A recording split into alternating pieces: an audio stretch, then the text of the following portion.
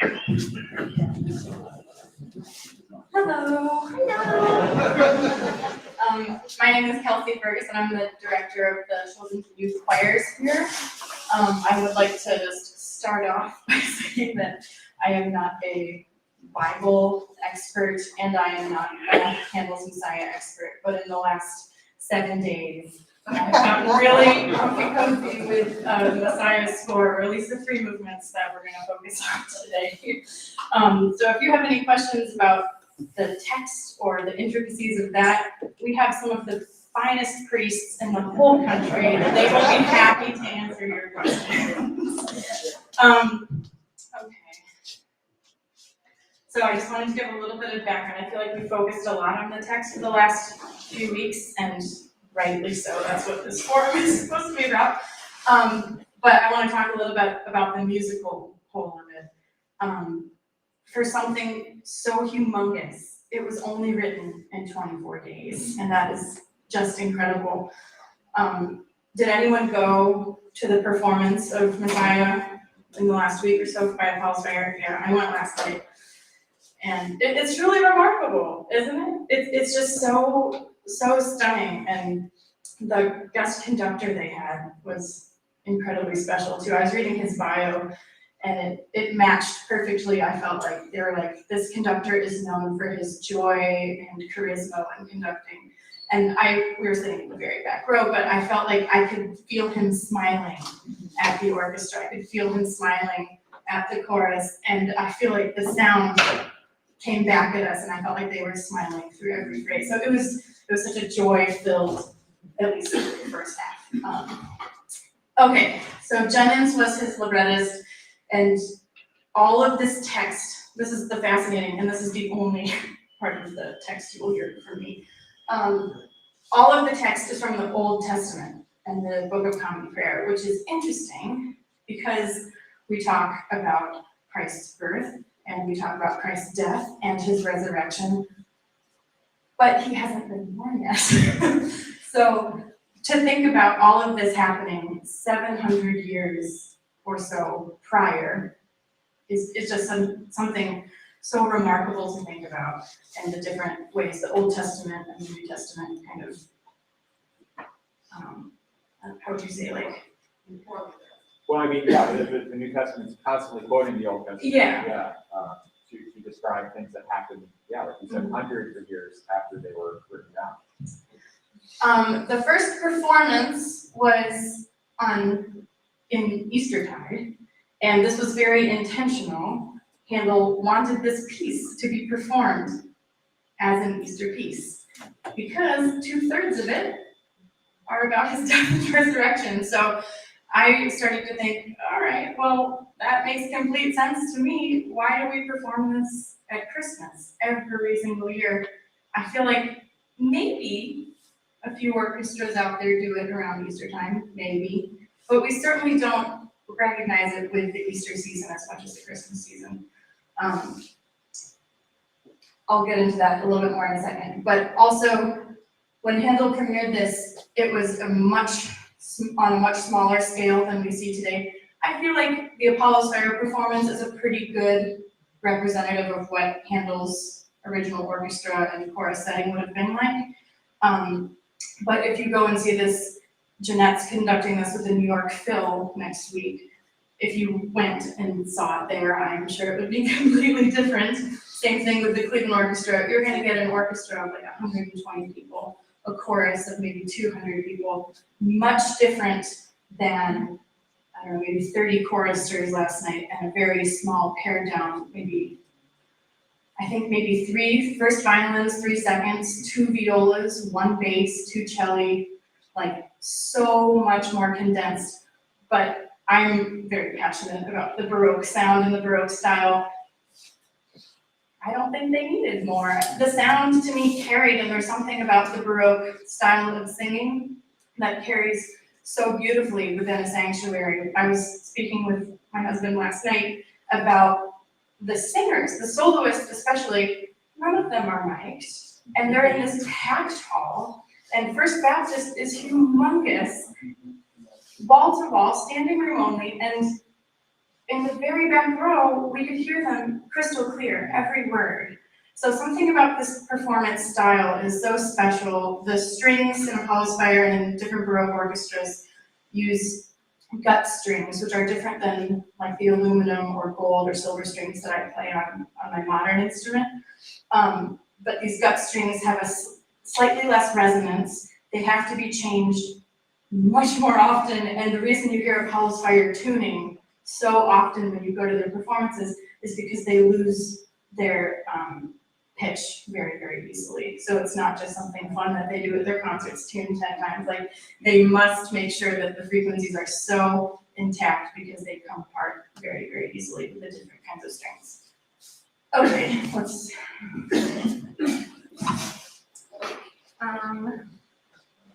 I kind of spoke on this before, but I really like to think about how, what is that, the second sentence? The Messiah doesn't include the words, and she brought forth her firstborn son, wrapped him in swaddling clothes. It's the Old Testament text, for unto us a child is born, a son is given. The old Isaiah, as compared to the New Testament. Okay, this is kind of another kind of thing I was thinking about. Why do we perform this at Christmas as opposed to Easter? There's a lot of different schools of thought out there of why we do this, but one of the biggest ones was marketing. Apparently, in Boston, what was it, like 1818? I think that was the very first performance in the United States, and they did it during Christmas time. Famous city, big city, very big, the Handel Untitled Society of Boston. Big deal group, big deal city, big event on Christmas, and it becomes a tradition. And it becomes a tradition in Europe, and all of a sudden no one's doing it at Easter anymore.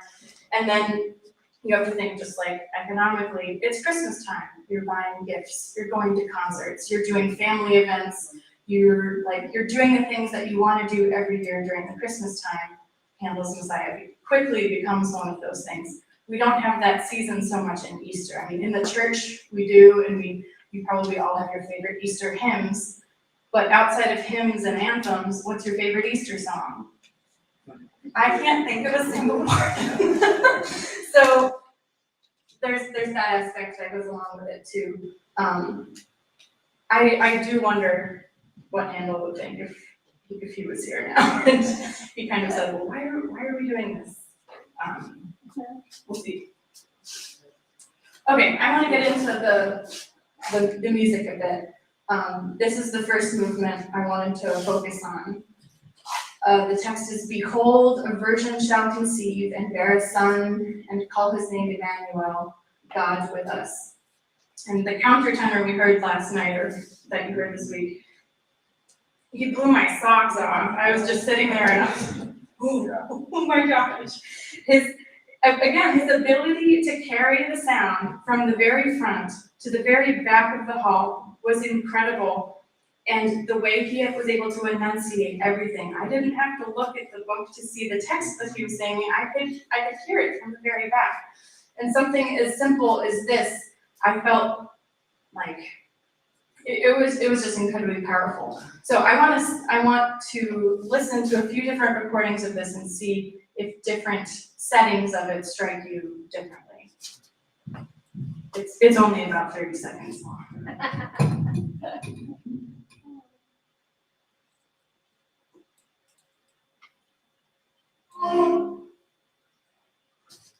So the first one will be the Apollo's Fire recording, because I know that's a favorite.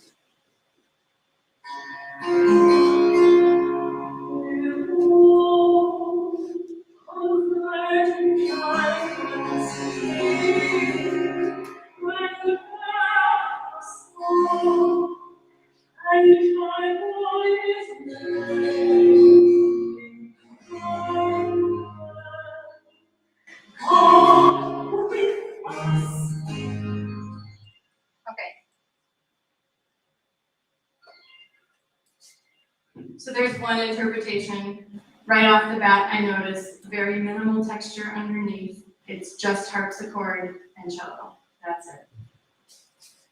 I should say that's also very standard for recitatives. minimal, it's more like text painting than it is like a core piece. Yes. They also do a lot of improvisation on the vocal. Yes, she Very, sang it pretty straight just now, yes.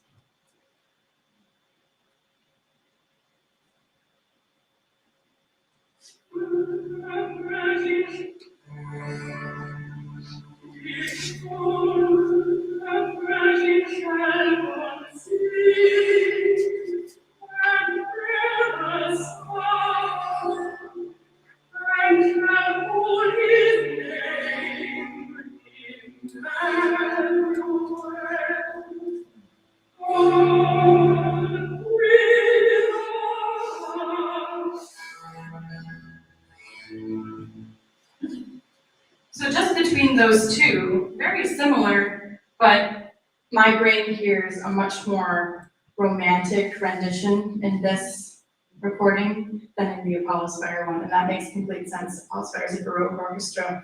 You're gonna have lighter texture, less vibrato, and this beautiful alto is just hamming it up with the vibrato. It's very beautiful. It's more legato. The phrases are more connected, but it's very different style. Again, she changed it to instead of, she changed it, whereas, Right. again, it was appropriate that they would do that. But Right. The ornaments that some singers choose to do are often intentional. Sometimes they are kind of in the moment, and other times they are very, very, very planned out. This one, though simple, she had a few options of how to end it, instead of going E flat or F sharp to E, she just went to E. So, all right, I would like to go to the next one because that one's a little bit more in depth. Actually, I want to listen to it before we. Yeah. Okay, so this air for bass is actually one of the most stunning things ever. And as I was listening to different recordings of it, it was so fun to compare them because some of them take the movement before actually is connected to, these two movements are connected, but they are different Isaiah readings, so they are connected through their text and through the musical ideas. So I did put forth both the first and the second. So we'll listen to the beginning and you'll hear kind of the idea that I think Jeanette especially is going for, and then I'll play a different orchestra. You'll hear like, wow, sounds like a different piece almost.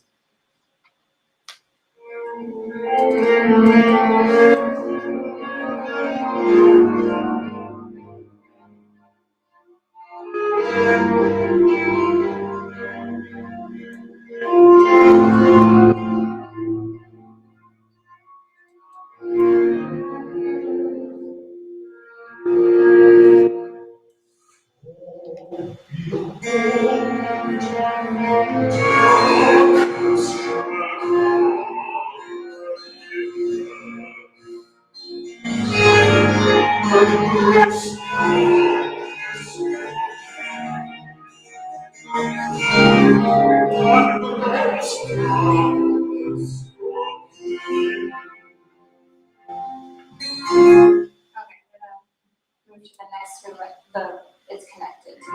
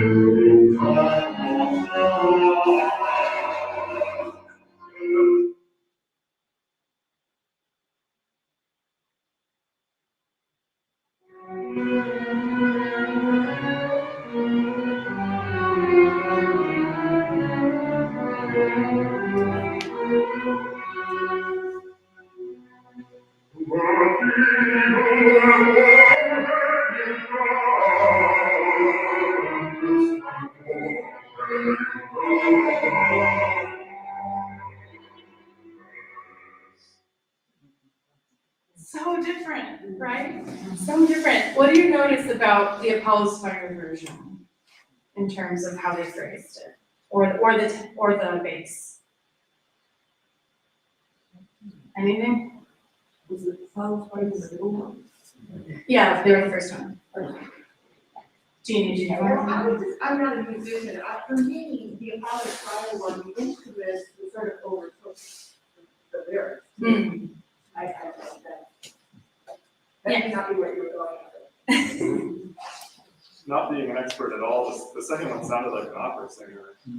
I agree. I also think Jeanette is very intentional with how she picks her soloists, but I think I do agree, Jeannie, that I don't know if the orchestra overtook the soloist, but I think she intentionally picked a singer that was a little bit less than, or not less, but didn't have as like rich, a deep bass voice, right? Instead, he kind of sits in that range. And I feel like it matches a little bit better, but she also is very intentional with the string articulation. You can do bum, bottom, bottom, bum, or like this orchestra, bum, ba, da, da, da, dum, or like Jeanette does, bum, ba, da, da, da, dum, right? Accentuating different kind of syllables within the music makes it feel completely different. So let's think about. The third ones, those are the only ones who.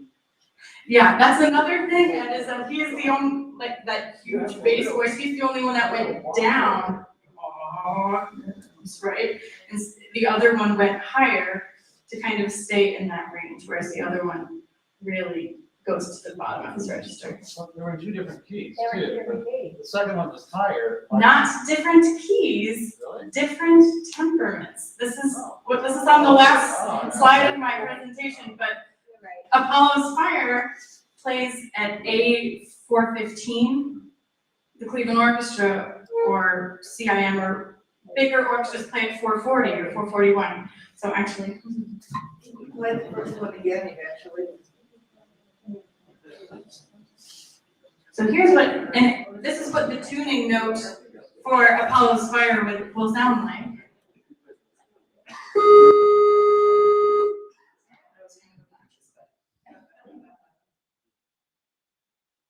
Now listen to the Cleveland Orchestra tuning note.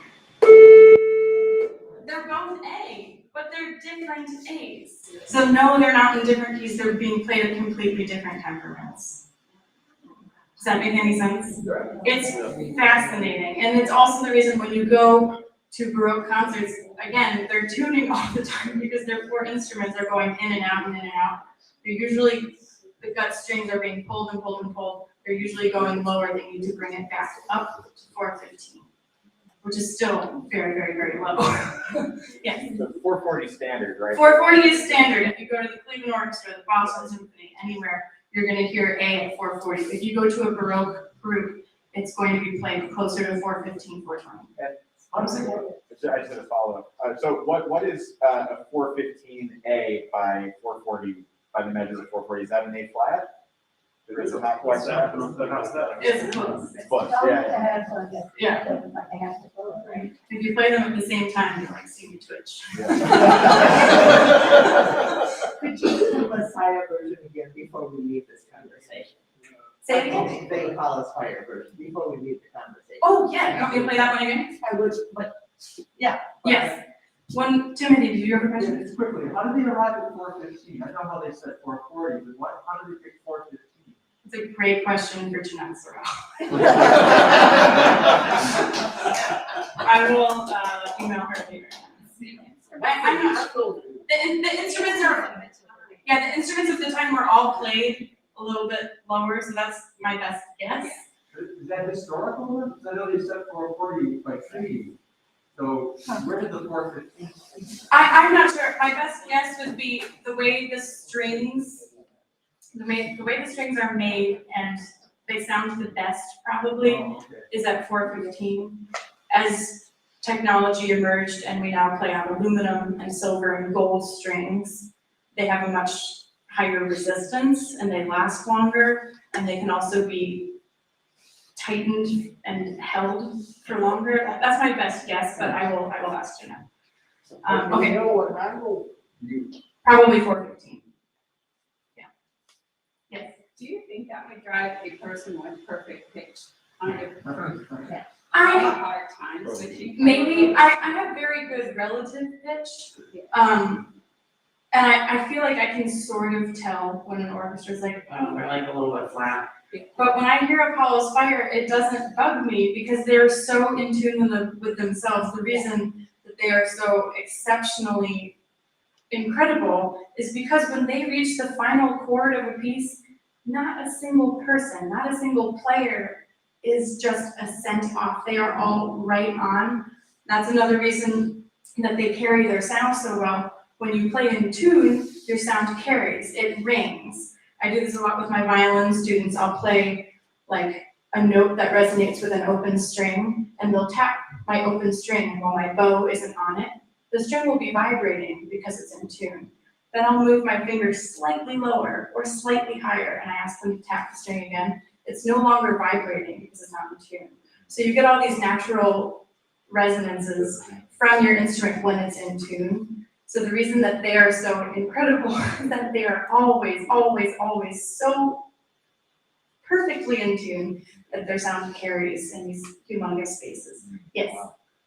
according to my research, in 1936, the American Standards Association established 440 as a standard pitch.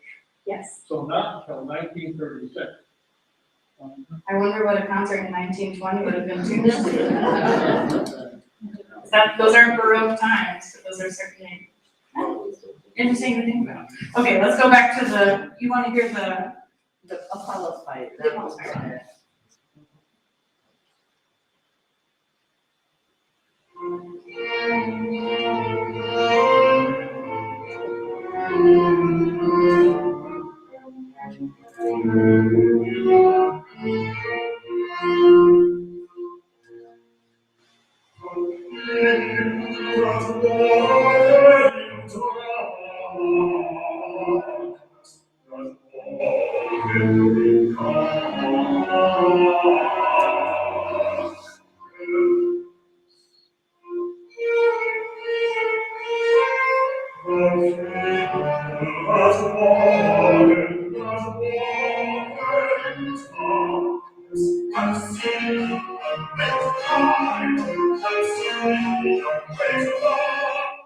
Does anyone see the significance of when he starts singing about life, all of a sudden, oh, we're happy now, we're doing peppy little, nice to see Renee Schiffer on the cello. Oh, like the character completely changes. The articulations are different, we're no longer bum, bum, bum, bum, bum, bum. Like the character is different, the singer, soloist, all of a sudden, I feel like I hear his mood go from the darkness have seen a good light. I feel like I see his face just completely brighten up, and he holds it for a long time, and all of a sudden the orchestra's like, oh, we're happy now? Okay, let's play some happy things, until he starts singing about the darkness again, and then it's moody. It's incredible, yes. That's where it's, without further parts of the way that approaches it, it's a unity between, it's not the orchestra accompanying the soloist. The other one, the soloist took over with that strong bass. Right. With these, they're really working in tandem with them, they're reflecting each other, and they're working as a unit. Yeah, the strings and the soloist are actually in complete unison, which is like a little bit bizarre because normally you think you'd want some kind of ornamentation or support. But I think the incredible thing about this is that he's singing, the people that walked in darkness have seen a great light, and they that dwell in the shadow of death, upon them hath the light shined. This is a dark movement. This is dark. The violins are playing in their like middle to lower register. The cello and violas and continuo are all playing in their lower register. The bass is singing in that same register. It's not until the word light comes around where the violins, like they go past the D string. They're finally on A, they're playing higher resonancy. They're playing lighter figures and they're playing higher. That's not a coincidence, but it is just such a beautiful little part of it. Let's see. Yeah, if you can listen to this one and the movement before and see how the character goes between, the movement before starts in this kind of foreboding major, and it's darkness shall cover the earth. It sets this one up so beautifully, and listening to the different orchestras kind of figure out their interpretation of it was so interesting, because someone said that the second one sounded like an opera singer. I agree. It sounds completely different. And then this one to me almost sounds like he's speaking the words a little bit more. I hear the text a little bit more clearly. It's a little bit more pronounced for me in this one. Okay, let's go to the second most popular tune of the whole piece. As a kid, both my parents are musicians, but I grew up with these like classical for kids CDs. And as soon as I knew that I was going to be talking on this movement, I was like, I'm pretty sure I listened to like a classical kids movement of that. And it's about all these kids singing this for the first time. Think about all these little kids at an orphanage, and Handel's trying to teach it to them, and they have 56 notes on one syllable. And of course, like the classical things, it's like this narrated story, so they all like fall apart, and it's like, oh, you'll never get into heaven. It sounds too bad. So this is a tricky movement, but it looks, I think, and it sounds a lot more intimidating than it actually is. Let's listen to something. We'll go to Kings because they're my favorite.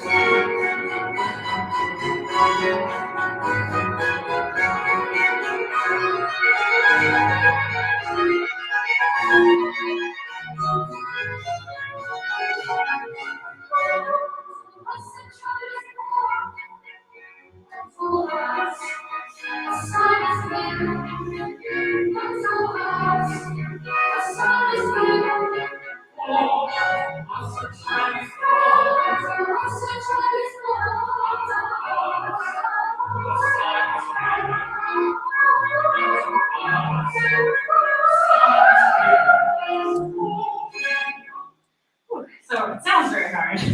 I'm sure it takes practice, but this isn't like one of those like crazy difficult things. So it looks it and it sounds it. I think it's meant to be more of like an expressive show and just like a true rejoicing movement. I skipped a few slides, but the chorus is in the key of G, which is one of the keys of joy.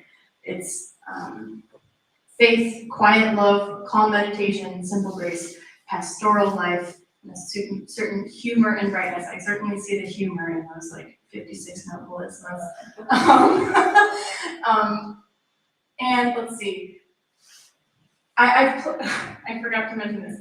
So I'm a violinist, and I played a few Handel Messiahs when I lived in Illinois, and I showed up to my first rehearsal ever playing the Messiah, and it was at a Korean church, and I had never done Messiah before, and we start rehearsing, and everything's going normal, and then I think we're rehearsing this verse, and they're singing it in Korean, and I'm looking around, I'm like, oh my gosh, I have never heard it done like this before. This is incredible. So actually, the only Messiahs I've ever done have been in Korean, which I think is so cool, and I'm excited to do it in English whenever that time comes. Anyways, let's see. The movement that follows this is a pastoral movement, which is a nice kind of segue into the final part of the first part of the oratorio. It's a big fugue, which means we have a principal theme and then little competing themes that come through, and you kind of hear the playfulness between the parts. So we just heard the beginning with this very impressive interchange. I did notice actually yesterday, these two lines up here are the violins, and then down here is the singers. Different orchestras, and listening to different interpretations of this, I was like, wow, the violins and the singers have to do these notes at the same time. Rehearsal-wise, that's gonna be a pain, because you have to like stay completely together the whole time. So this is the score, and I'm listening to recording after recording, and we go last night, violins didn't play it. They didn't play it. So instead, I think they're playing the alto or the tenor part here. Bum, bum, bum, bum, bum. Bum, bum, bum. To kind of keep everybody in check, but they're not like struggling on, okay, we're like 32nd or 64th beat behind the sopranos.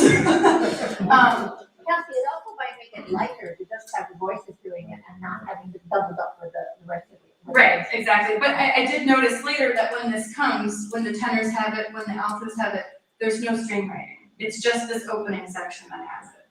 Yes. There is a Handel orchestral piece, and I'm sorry, I don't know the name of it, but it's note for note identical to For Unto Us a Child is Born. I hear it on the radio from time to time. You ruined my surprise. Oh, I was going to say, I'm probably going to ruin the surprise a second time, That's okay. is that this is very instrumental writing, all this sawing back and forth in here. And now also, now Handel probably as a practical guy figured that if you've got to crank out an oratorio in 24 days, stealing from yourself is a way of doing so. He and Mozart are the kings of recycling. They're very ego conscious. Yes, I have a video of it. I brought okay. But yes, before this was written, it was already written. He wrote it for a duet for two sopranos and continuo, and it's exactly identical. The only thing that's added actually is this section at the end, the C section. Wonderful counselor. That is the only different spot. The entire rest of the piece is identical to this duet he wrote a few years earlier. It was kind of cool. Okay, let's see. Another thing that kind of should be noted is that we kind of have this fun, playful interchange between all of the vocal parts, and it's not until this section at the end that everybody lines up and finally sings at the end. And before that, the B section is when we have our dotted ribbons. And the government shall be upon the shoulder. Yeah. Yeah, so here's my funny anecdote. It's all a lie. It is, I would like to play it actually. It's pretty incredible how he just kind of like copies and pastes.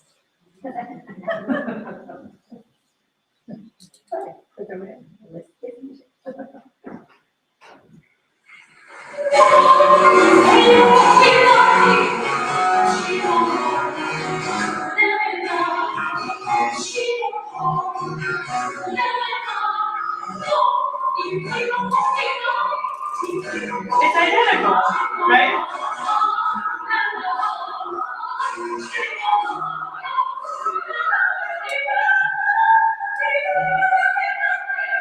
So now you know. Yeah. What are they singing about it? Did they like accusing each other of stealing boyfriends or something?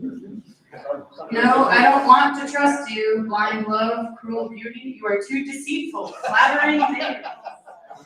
Or my faithful heart could be chained. I know from experience your tricks, you are always too tired.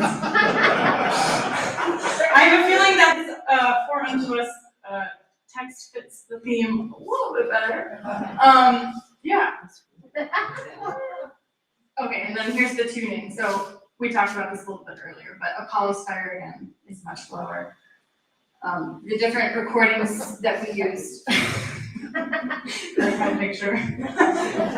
Baroque orchestras are constantly tuning. So when I play gigs with my colleagues or things like that, or even just here, the organ is so different than the harpsichord, which is so different from the piano in the choir room, that I feel like I have to tune 3 times before we like actually perform something. Kelsey, and then we have instruments like the handles that you can't tune, so you have to. My students would say, "Good for you." Like they're always like, "Can't I just play piano because I don't have to work on my intonation now?" But that's also why the bandos do not play with the organ, because we cannot tune Right. What are the three organs to? Here? Yeah. Carl. Is the whole camp at like, it's like at 4:35 or something, it's kind of. No, it's higher and. Oh, it's higher now? Temperature.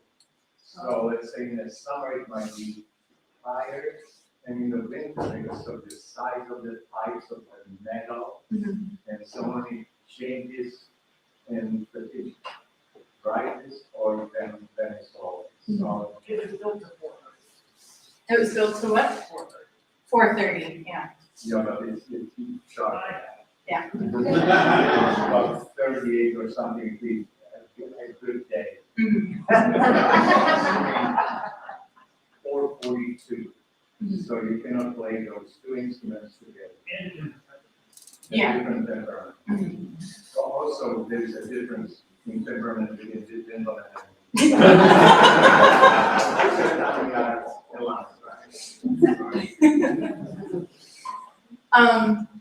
I think that's just about it now. Do you want to speak on the text, or you think we're all set?